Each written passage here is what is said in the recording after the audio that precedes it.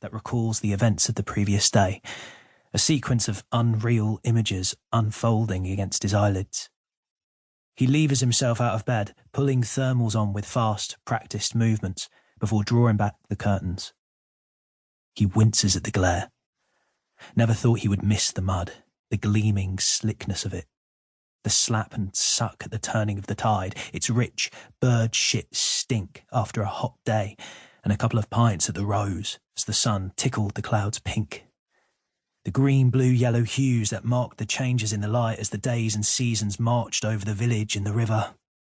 And now, just snow.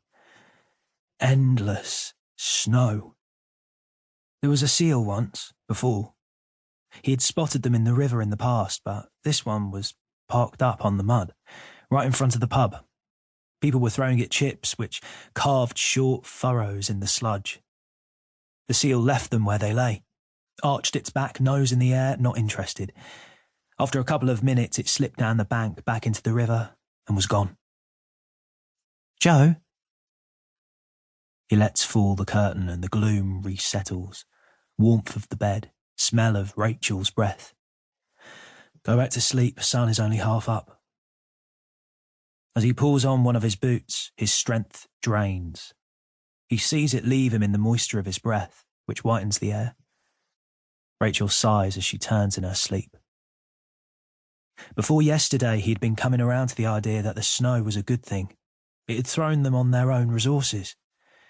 When those who had left, gone off to the city years before for work or university, came back down the train track, arriving with the rest of the sorry lot down from London's, dressed in their fancy down jackets, hungry and cold, he'd felt vindicated.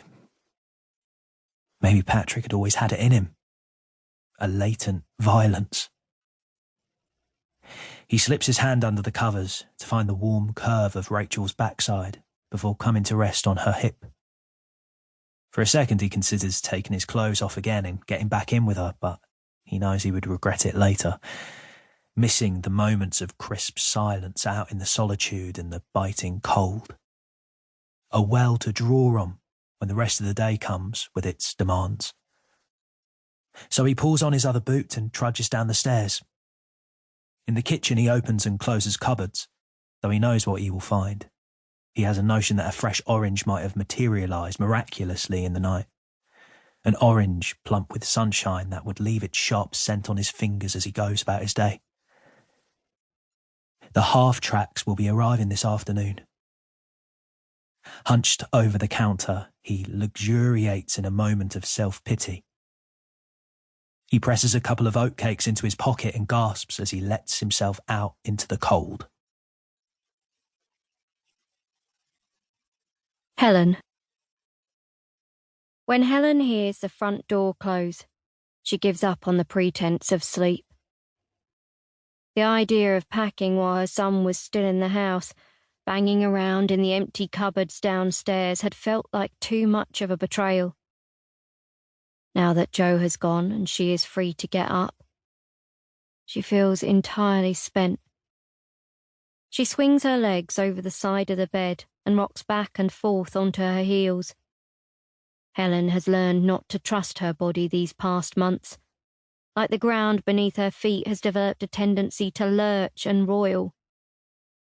Last night, Bill had told her that he was leaving with Patrick boldly, bracing for a fight.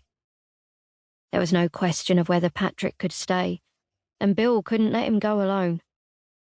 Patrick wouldn't make it onto the boat unless he could pretend to be a carer for his dad. Still no evacuation order for the able-bodied. Bill couldn't conceal his surprise when she said she was coming along too. She looks over at him now, his lips slightly pouted in sleep, and wonders whether he was disappointed, whether in his calculation of the future he had already accounted for losing her. If there's one thing she knows about him, it's that he doesn't like a change of plan. He can be spontaneous, but only under controlled conditions. She thinks, for some reason, but the first time she met Bill, watching as he pursued a naked 5-year-old Ian around her back garden,